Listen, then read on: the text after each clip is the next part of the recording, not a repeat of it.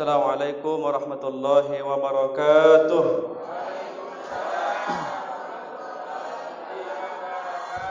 Alhamdulillahi rabbil alamin, wassalatu wassalamu ala asyrafil anbiya'i wal mursalin sayyidina wa maulana Muhammadin wa ala alihi wa sahbihi ajma'in.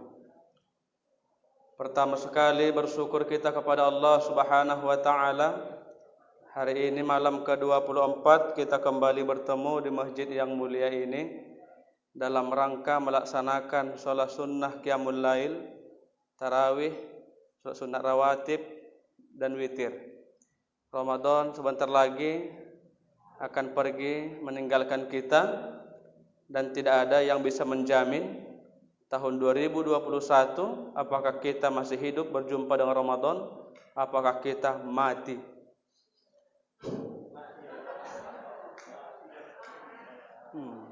Kan mati kan?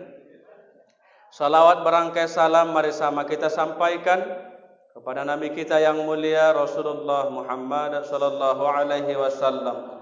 Allahumma shalli wa sallim wa barik alaihi. Semoga syafaatnya kita harapkan di yaumil akhir. Amin ya rabbal alamin. Bapak Ibu yang dirahmati Allah Subhanahu wa taala, kalau Anda bukan orang yang miskin, maka segerakan zakat fitrah ditunaikan.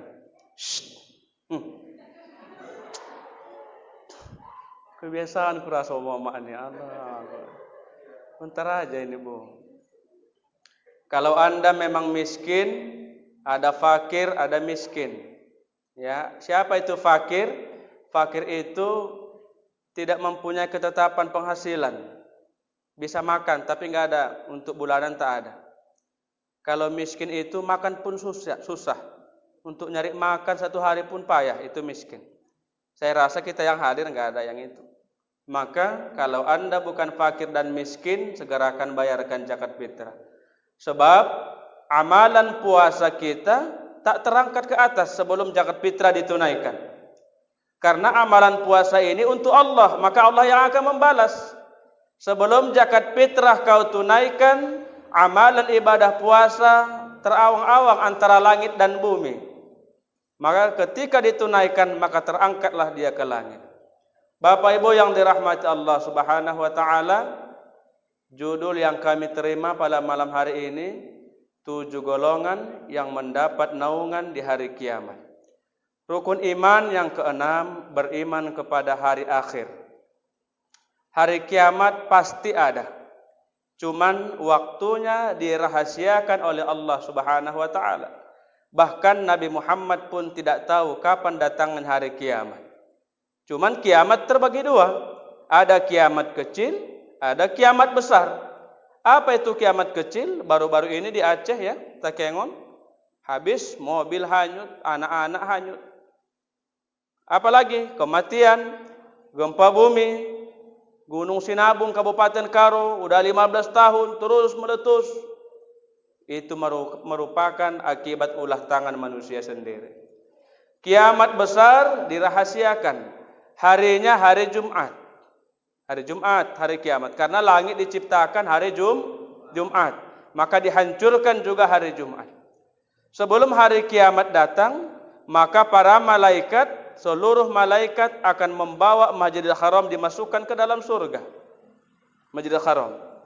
Setelah itu Masjidil Haram berkata, ya Allah, enggak enak nampaknya kalau tak ada Masjid Nabawi. Diangkat juga Masjid Nabawi. Masjid Nabawi bilang, ya Allah, tak lengkap dalam surga ini kalau tak ada Masjidil Aqsa. Diangkatnya Masjidil Aqsa. Maka Aqsa bicara, ya Allah, tak lengkap rasanya surga kalau sebelum masjid-masjid di seluruh dunia engkau masukkan ke dalam surga. Maka diangkat Masjid Babus Salam. Diangkat. Itulah enaknya orang yang membangun masjid. Hari kiamat ini pasti datang. Nanti di hari kiamat tidak ada pertolongan. Tidak ada yang bisa nolong. Sebab kita nanti di sana tidak seperti hari ini. Dulu, sekarang kita pakai baju. Nanti di sana telanjang bulat dalam hadis. Di padang mahsyar itu semua manusia telanjang bulat, nafsunya dimatikan. Nafsu tak ada, enggak heran. Kok gitu kau telanjang kau? Tidak ada. Matikan nafsu. Kenapa mau ditimbang lagi? Makanya di dalam hadis itu diriwayatkan oleh Abu Hurairah Ini sahih Muslim. Kata Nabi, ada 7 golongan mereka yang mendapat naungan, tidak ada naungan kecuali naungan Allah Subhanahu wa taala. Siapa mereka yang 7? Tolong dihafal, nanti ku ulangi lagi. Habis ceramah harus hafal kita ini. Aku pelan-pelan ini. Yang pertama, kata Nabi, orang yang mendapat pertolongan awal nanti di hari kiamat adalah imamun adil, pemimpin yang adil. Ada 2 kata harus kita pahami. Apa itu pemimpin? Apa itu adil? Pemimpin itu siapakah dia, Ustadz? Kata Nabi, setiap diri muslim adalah pemimpin bagi dirinya. Kita pemimpin. Seorang ayah pemimpin dalam keluarga. Seorang ibu pemimpin dalam anak-anaknya. Seorang kepala desa pemimpin di desanya. Seorang bupati pemimpin di kabupatennya. Dan lain sebagainya. Inilah pemimpin. Imam juga pemimpin dalam sholat. Kalau imamnya salah, maka hancur jamaah. Makanya jangan sembarangan mengangkat imam sholat. Ada kriteria imam. Macam-macam imam nih. Ada imam masuk, panjang-panjang aja ayatnya. Aku tak menyindir, sana di sini nggak ada. Ada. Masuk dia panjang-panjang. Yang belakang pun kurang ngajar kali nih katanya. Ada begitu. Ada model imam begini, asal maju aja, model mental aja. Begitu maju, kul huwallahu pun berserah. Inna a'toina pun lari. Lari. Inna disambung kawannya. Inna lillahi wa inna ilaihi raji'un. Makanya harus hati-hati mengangkat pemimpin. Jadi setiap kata Nabi, diri manusia ini pemimpin. Bahkan di dalam surah Yasin, nanti yang akan bicara apa? Tanganmu memberikan kesaksian. Rambut ini ngomong di hari kiamat. Makanya jangan diolah rambut. Uban jangan dicabut. Kena ibu kan, jangan dicabut. Kata Imam Al-Ghazali, makruh mencabut uban. Gatal garuk sampai berdarah. Jangan dicabut. Kenapa? Tanda-tanda kematian udah mulai dekat. Itu maksudnya itu. Berkaca, wah ya Allah, udah tua rupanya ya Allah. Itu siapa tuh yang di teras itu anak lajang? Punya suruh aja masuk, main handphone orang tuh. Gawat kali. Suruh aja masuk orang tuh. Suruh aja masuk orang tuh. Bahaya itu. Jangan kayak gitu. Kenapa saya? Kan inilah kadang busuknya anak remaja ini. Aduh. Masuk kau. Suruh masuk. Main handphone orang ceramah. Ya. Jadi pertama yang dihisab, yang mendapat naungan pemimpin yang adil. Apa itu adil? Adil itu seimbang dan selaras. Tidak terlalu membela, pas di tengah. Meletakkan posisi pada tempatnya. Itu yang adil. Jadi, pemimpin kata Allah di hari kiamat ini akan berpotensi. Pertama dihisab pemimpin. Seorang kepala negara, kalau dia adil dalam rakyatnya, maka pantas dia pertama kali yang mendapat naungan di sisi Allah. Jadi anak remaja ini jangan di luar ya. Karena kita enggak lama ceramah ini. Anda di rumah main handphone silahkan. Ini bagian kita ta'lim. Bahkan malaikat dia enggak mau turun kalau di sini banyak yang bicara, banyak yang tak konsentrasi. Ya. Saya hari ini mendapat berita duka. Keponakan saya meninggal di Pekanbaru, tabrakan. Saya belum tadi ada di grup kami katanya meninggal, tapi nanti saya lacak informasi. Perempuan, gadis. Mohon doakanlah. Begitulah takdir hidup. Udah Bu ya, pemimpin yang adil. Yang kedua, siapakah orangnya yang mendapat pertolongan, mendapat naungan di hari kiamat? Anak muda yang rajin beribadah. Anak muda yang hadir hari ini, beruntunglah Anda. Kenapa tak orang tua? Kalau orang tua rajin ibadah, wajar udah mau mati. Itu bahasa kasarnya. Wajar, udah bau tanah. Tapi kalau anak muda nafsu bergejolak, dia ajak ke sana masih mau, tapi dia stop. Tak mau aku jalan-jalan, aku mau ke masjid 5 waktu. Ini mendapat pertolongan. Kan bangga kita. Jadi anak ibu dididiklah itu. Anak-anak Anda yang lajang arahkan ke masjid. Walaupun bapaknya enggak mau ke masjid, anaknya datangkan, hadirkan ke masjid. Itu nanti mendapat luar biasa pertolongan, mendapat naungan anak muda yang rajin ibadah. Kalau sudah tua nggak heran kita. Tapi kalau nengok anak mudanya yang ajan anak muda, wah pasti pun yang gadis pun luar biasa. Maunya abang inilah menjadi pendampingku ya Allah. Pasti gitu. Anak muda yang jadi imam, hafiz Quran 30 juz. Cantik baca Qurannya. Pasti ibu pun, ya Allah maunya imam itulah menantuku ya Allah. Pasti. Maka inilah motivasi. Kenapa ada hadis ini? Supaya memotivasi kita, para anak-anak muda. Jangan lagi bersantai-santai. Ternyata faktanya terbalik. Anak muda kita enggak mau ke masjid. Hobi mereka diskotik, minum-minuman keras, hotel keluar hotel, ada duit, fasilitas ada, mobil ada. Hancurlah anak muda tahun ini. Maka perzinahan luar biasa. Nomor 5 kita Sumatera Utara di Indonesia rawan zina. Tugas kita orang tua. Maka kalian anak-anak muda makmurkan ini masjid. Kalau sudah di pundak kalian kekuasaan masjid, mantap. Ini kan baru-baru di demo remaja masjid yang di Marelan atau di mana itu. Ribut orang tuh. Habis dibantainya orang tuh. Katanya curanmor yang lempari batu. Dikejar-kejar. Habis. Itulah anak muda yang mantap. Ini anak muda itu ada. Ada orang menghancurkan masjid. Alah biarkanlah bukan masjidku itu. Kan kurang ajar gitu. Ini pentingnya anak muda ke masjid. Supaya mengenal masjid. Banyak di antara kita nggak tahu adab masjid. Ada orang juga nggak tahu azan. Anaknya lahir, azan kan Pak? Azan dia dibikinnya kayak komat. Kenapa nggak mau belajar? Anak muda kenapa? Dulu mudanya nggak mau belajar maksiat. Kalau sudah waktu muda dia bermaksiat, tuanya kan gawat. 40 tahun umurmu tidak tobat sampai mati sudah payah berubah. Ingat itu.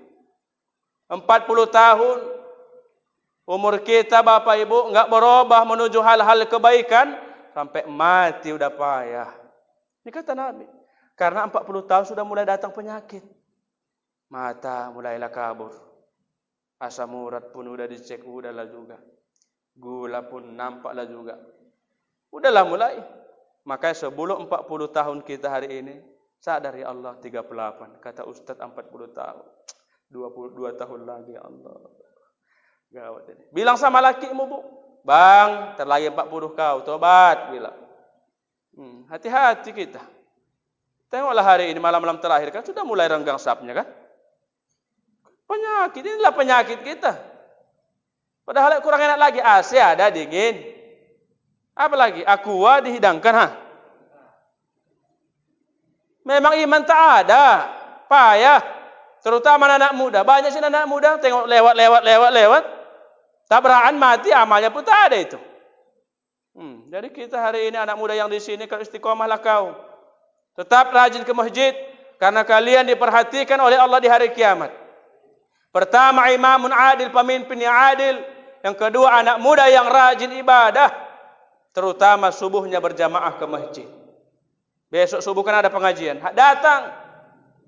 Anak muda yang dilatih imam. Anak muda nanti yang menjadi Bilal Mayit. Kan enak. Ini sekarang Bilal Mayit yang 80 tahun, 75 tahun. Yang dibersihkan kepala dia, obok-obok pantatnya jenazah. Ada tuh begitu. Dibersihkannya. Wah, kepala dulu. Ini udah kepala. Lembek kali kepalanya. Ini pantat. Wah. Udah tua waktu, udah pikun, udah buta. Saya langsung nampak tuh waktu kami tinggal di Sukabumi sana, Jalan Binjai kilometer 11. Waktu sudah 82. Belum masuk mayat, udah masuk dia duluan. Udah, begitu dibersihkan. Mana kepalanya? Itu depan. Masuk dia. Dipegangnya tangan yang memandikan. Ini kok hidup mayatnya katanya. Dimandikan yang megang jenazah itu. Ini kok hidup, ini bergerak. Iya mati. Inilah anak muda nggak ada yang bangkit, nggak mau belajar agama. Kan sedih kita. Yang ajan pun orang tua, napasnya pun Senin Kamis ya Allah. Kita pun dari rumah ya mati aja mau yang ajan tuh kan. Allahu Akbar, Allahu Akbar. Mana anak muda hari ini? Malulah kita. Jadi sekarang masih udah banyak ustaz-ustaz yang muda, bangga kita hari ini. Ibu-ibu pun begitu, Bilal perempuan, tua-tua semua. Kadang lafaznya pun tak pasti. Kadang mayat pun belum diceboi masih bertai-tai udah dibungkus. Udah tua. Jadi tugas kita kaum-kaum muda. Udah Bu ya, hafal. 1, pemimpin yang adil. Yang kedua, anak muda yang rajin ibadah. Yang ketiga, kata Nabi, yang mendapat naungan di hari kiamat setelah anak muda, orang yang diajak berzina, dia katakan aku takut kepada Allah Subhanahu wa taala. Luar biasa. Ya, dikasih bonus oleh Allah. Kenapa? Kata di Quran itu perempuan dulu, perempuan penjina, baru laki-laki penjina. Kenapa artinya? Apa maksudnya tafsirnya? Karena jinah tidak akan terjadi kalau tidak perempuan yang menggoda. Kalau perempuannya tidak mau, enggak jadi jinah. Mau telanjang laki-laki, perempuan tahan nafsu, enggak jadi jinah. Tapi ini mari ditawarkan, bang, gope aja katanya. Kan gawat. Kalau laki-laki diajak berzina, dia katakan, aku takut kepada Allah, maka dia mendapat pertolongan di hari kiamat. Cuman kita enggak mau mengamalkan ini. Hancur kita. Anak-anak remaja hari ini di handphonenya itu banyak video-video porno. Banyak anak-anak sekolah. Saya pernah ngajar di Medan, di SMA. Saya cek handphonenya itu 64 video, Pak. Anak gadis. Islam pakai jilbab sekolah. Kehancurlah. Jadi anak gadis hari ini jangan kau pacaran. Ingat kata-kata saya. Kalau kau mau selamat, nak, jangan kau kenal dulu lawan jenismu. Minta tolong saya. Kau bukan pemilikku. Tak siapapun kau. Cuman kita diikat satu agama, agama Islam, satu keyakinan. Jadi kalau kalian jangan dulu menggatal-menggatal.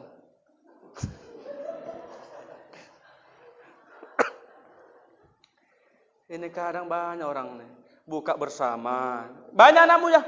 Ayo buka bersama. Akhirnya maghribnya lewat. Isanya lewat, tarawihnya lewat, itu namanya maksiat bersama. Bukan buka bersama itu, maksiat bersama. Enggak ada bilang aku fokus Ramadan hari ini, penuh puasaku, penuh salat tarawihku. Enggak ada buka bersama. Ini kan banyak anak muda sekarang. Pulang jam 12:30 buka samanya. Apa itu? Rupanya udah bunting duluan. Kita kasar-kasar aja bahasa lah. Kita nggak mau lembut itu supaya sadar kita anak-anak remaja yang hadir hari ini. Jadi anak gadis jaga dirimu. Jangan dulu kau megang-megang handphone dulu kalau tak butuh. Sekarang oke lah ada mode pembelajaran online itu silahkan. Ibu pun awasi anak gadismu. Marahlah kau bu sama anakmu kalau nggak sholat. Marah, nangislah kita kalau anak kita nggak sholat. Nangis kita. Karena orang yang nggak sholat ini meruntuhkan agama. Beda orang yang menghardi anak yatim. Dalam Quran surah Al-Maun. Orang yang menghardi anak yatim bukan merusak agama, tetapi pendusta agama. Orang yang tidak ngasih anak yatim, orang yang tidak memberi makan fakir miskin dikatakan pendusta agama.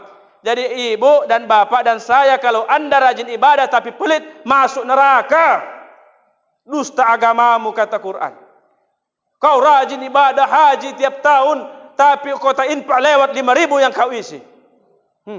Ada juga lewat juga, maka dusta zikirmu, dusta amalan solatmu masuk ke dalam neraka. Karena ngeri bu, orang yang nanti bersedekah ini banyak manfaatnya. Yang pertama dihisab adalah amalan sedekah harta. Apalagi yang bisa nanti menyinari mayat dalam kubur sedekah. Maka jangan main-main dengan sedekah. Jangan pelit jadi orang. Kata orang Batak, nakholitan. Nakholitan, tahu orang Batak, pelit. Ada manipul, mandeling polit, ada mandeling sini. Ada istilahnya itu kan. Tapi jangan pula disamakan sama mandeling polit. Ada juga baik dia. Ada juga yang polit. Ya, jadi hati-hati. Udah? Apa tadi yang ketiga? Ketika dia diajak berzina, dia katakan aku takut kepada Allah. Hafal. Pertama, pemimpin yang adil. Yang kedua, anak muda yang rajin ibadah. Yang ketiga, baru 1 menit lewat. Dia ajak berzina, dia katakan menolak, aku takut kepada Allah. 3. Yang keempat, Agak panjang memang temanya hari ini.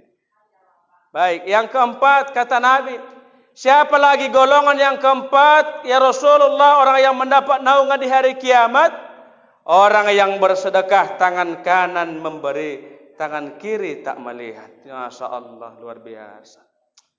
Maka ibu bilang sama Pak BKM, Pak ini 5 juta, jangan ditulis Pak, jangan diumumkan, buat aja hamba Allah. Udah, begitu ditanya hamba Allah, siapa itu? Akulah orangnya. Sama juga, berat, luar biasa. Ya, jadi orang yang keempat ini sedekahnya dia orang lain tidak melihat, hanya dia dan Allah yang tahu. Berat luar biasa. Kami pun di kalangan para ustadz berat.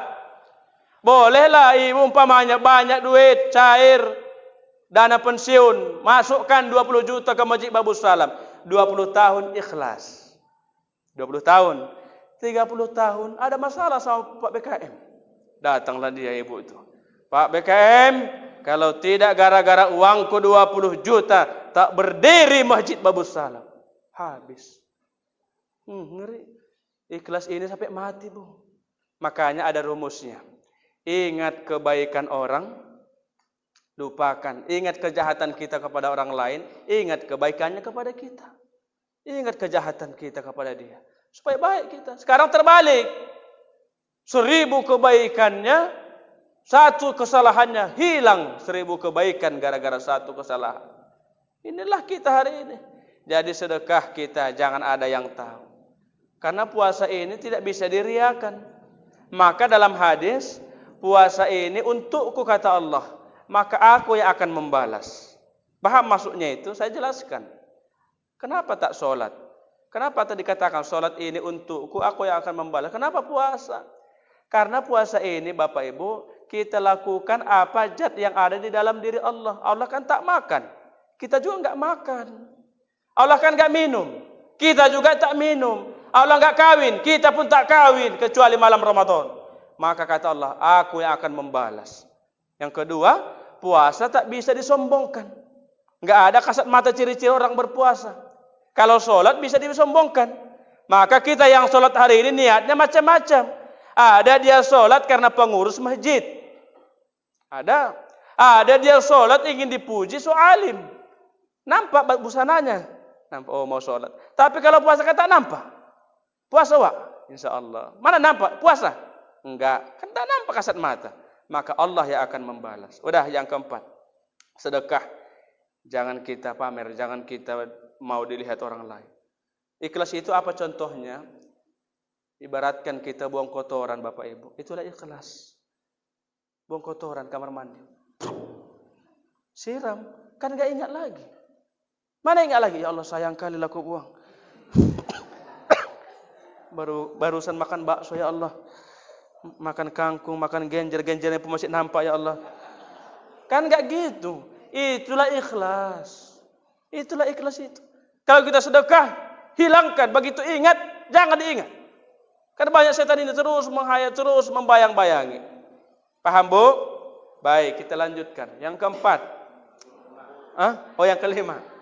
Yang kelima, siapa lagi golongan yang kelima ya Rasul? Orang yang mendapat pertolongan di hari kiamat.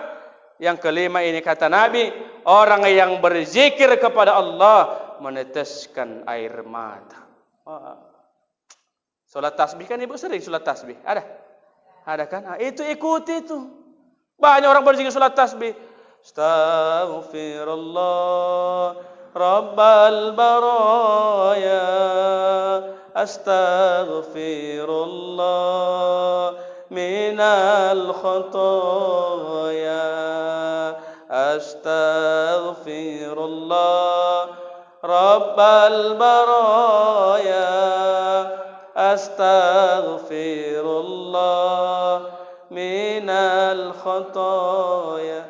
Menetes air mata. Apa yang kita bayangkan? Dosa kepada mama, dosa kepada ayah. Saya hari ini menyesal dalam diri kami, saya pribadi, karena ketika saya jadi pendakwah, bapak kami tidak menikmati gaji saya sebagai ustaz. Sudah meninggal 3 tahun yang lalu. Tak nampak dia kayak mana saya penceramah. Tak nampak dia kayak mana anaknya ceramah di Medan nih. Itu yang saya sedihkan. Jadi tinggal mama lah yang ada. Itulah yang kami rawat. Mama kami kalau begini lebaran saya belikan baju gamisnya yang harga mahal. BH-nya selusin, kolornya selusin. Mana salahku? Salah? Kan enggak. Itulah bakti kita kepada orang tua. Karena anak-anak ini macam-macam baktinya. Ingat Bapak Ibu, anak kita 5 enggak semua baik. Yang payahan cari anak yang baik. Betul?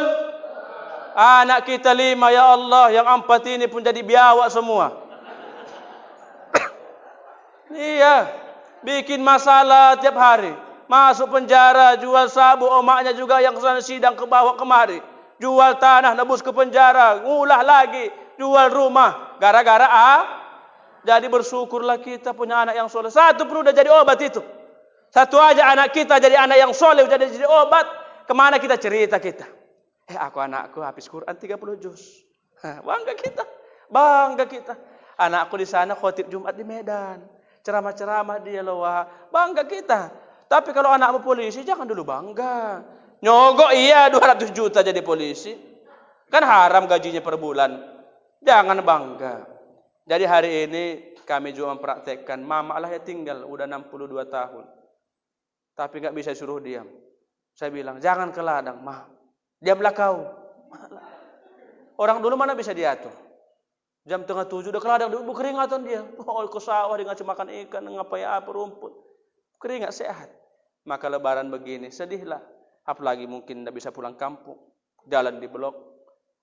Kesian itu mungkin nggak bisa lewat. Nanti Mama nelpon aja nangis aja deh. Pulangnya kau. Nggak tahu, Ma. Nggak apa-apa nggak pulang, asalkan uangnya pulang ya katanya. Orang tua nggak mau mengharap kepada anak, nggak mau dia minta duit. Inilah harga diri orang tua. Orang tua nggak mau nyusahkan anaknya, nggak mau. Dia nelpon dia nanya kabar, cuman kita sebagai anak tahu apa mama itu maksudnya nelpon ngapain, minta duit kirim. Nggak mau dia itu. Mama kami nggak mau nanya kabar aja dia. Sehat kau bang? Sehat. Udah itu aja. Besok kirim 200. Saya tanya ada yang di kampung. Kenapa menelpon? Nggak ada lagi uangnya. Berapa rupanya?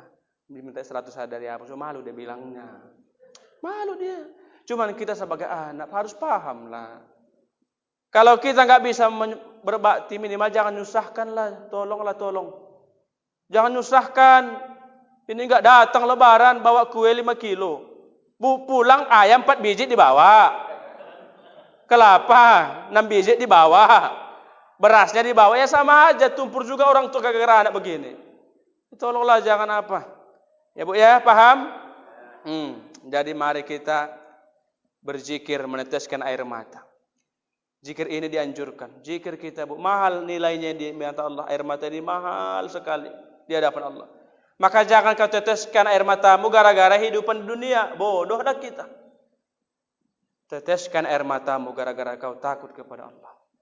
Merenung kita. Waktu gadis dulu enggak sholat. Umur 30 baru sholat.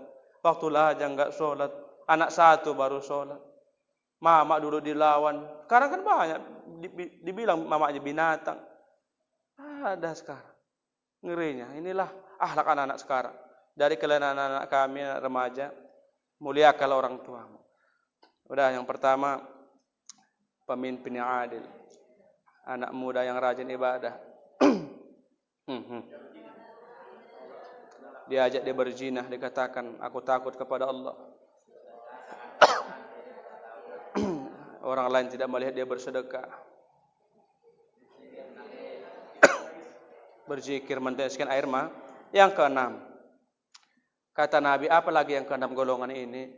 Maka kata Rasul, siapa yang mencintailah karena Allah, berpisah pun karena Allah. Ini dalam pernikahan.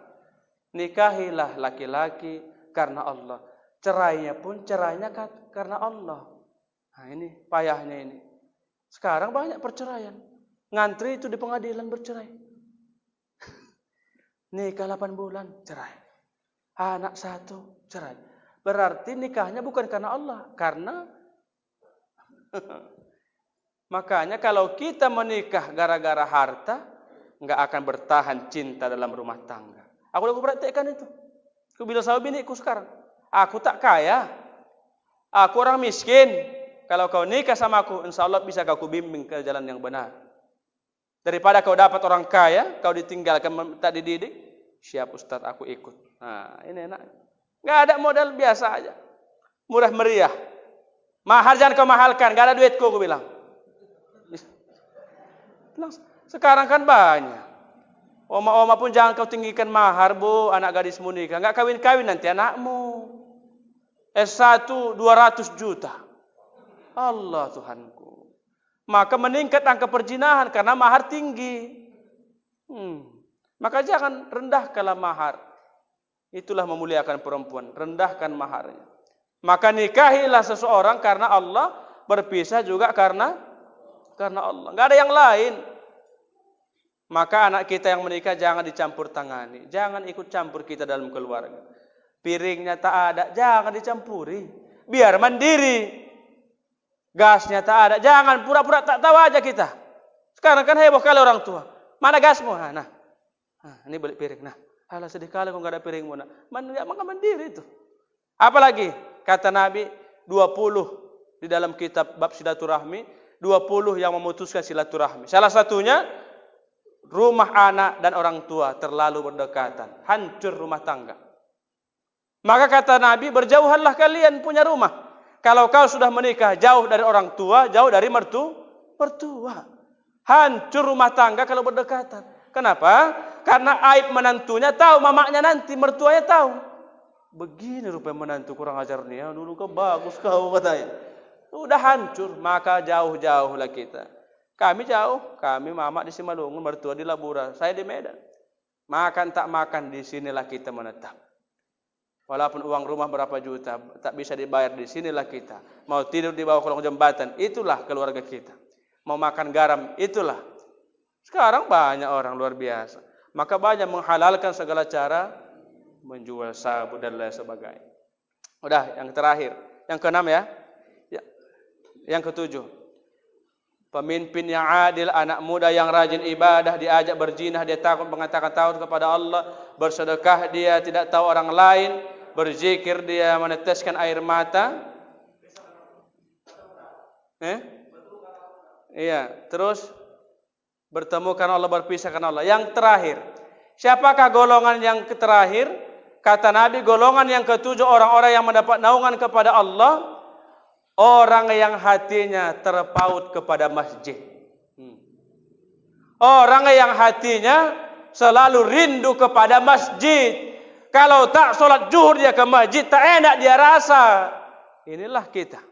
Kalau bapak dan ibu sudah merasakan ini, berarti masuklah tingkat pertama mendapat naungan di hari kiamat.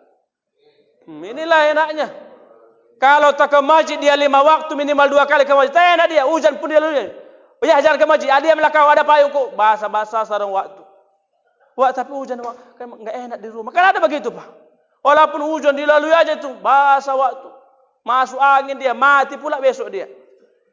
Kenapa? Udah cinta nggak bisa dihalang-halangi.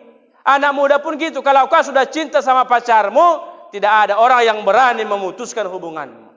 Kita perlu gitu sama masjid. Kalau sudah cinta dilekatkan, hujan, badai, gempa bumi pun nggak bisa terhalang. Tetap ke masjid. Apalagi dekat. Maka pak, kalau milih rumah, pilihlah rumahmu dekat dari masjid. Itu enaknya. Tapi masalah hari ini banyak orang tak peduli masjid. Dekat rumah dari masjid tak mau dia datang. Ini masalah kali betul. Maka yang ketujuh, yang terakhir, orang yang selalu hatinya cinta kepada masjid. Jadi mudah-mudahan yang ketujuh golongan ini, jangan semua, nggak mungkin semua kita dapat. Minimal satu lah. Minimal satu.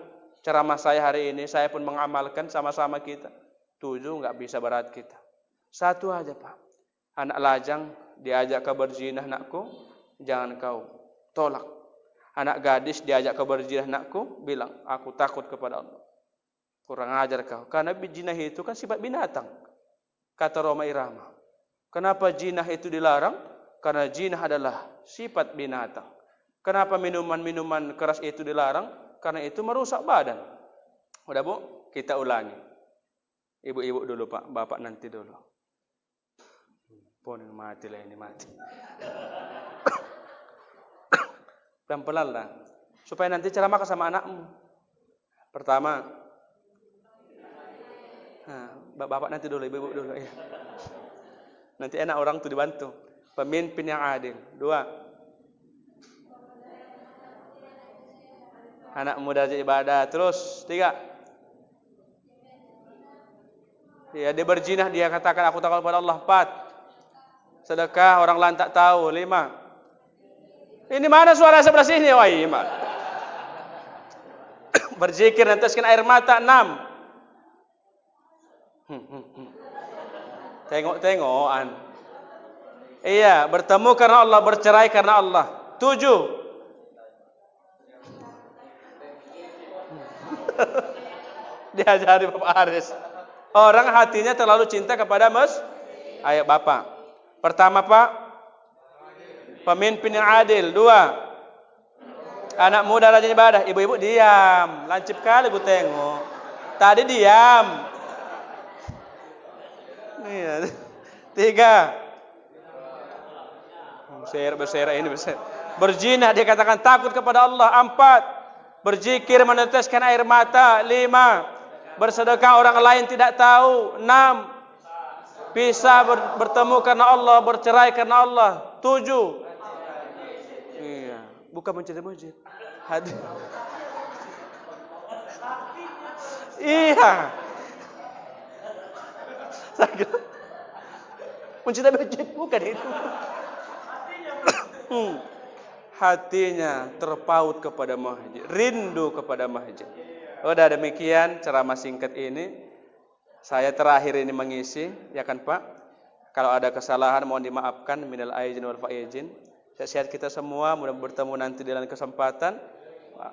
Boleh di perwiritan, boleh di mana kita bertemu supaya nanti sambung silaturahmi kita. Bapak Ibu yang dirahmati Allah, malam ini 24. Fadilahnya siapa yang sholat di malam 24 Ramadan, Allah bangunkan rumah di dalam surga. Yang terakhir ini malam Lailatul Qadar, silahkan kita banyak zikir walaupun tak di masjid, di rumah. Minimal zikir kita. Zikir tidur jam-jam 12, tengah 12, banyak zikir. Karena enggak tahu kita. Siapa yang sholat di malam Lailatul Qadar, maka sama dia seperti beribadah seperti 1000 berapa itu 1000 bulan? 83 tahun. Demikian saya Syahriaman Saragi doakan ponakan kami yang hari ini mendapat musibah dipanggil oleh Allah Subhanahu wa taala karena enggak bisa kami ke sana jauh, musim corona pula, nanti isolasi.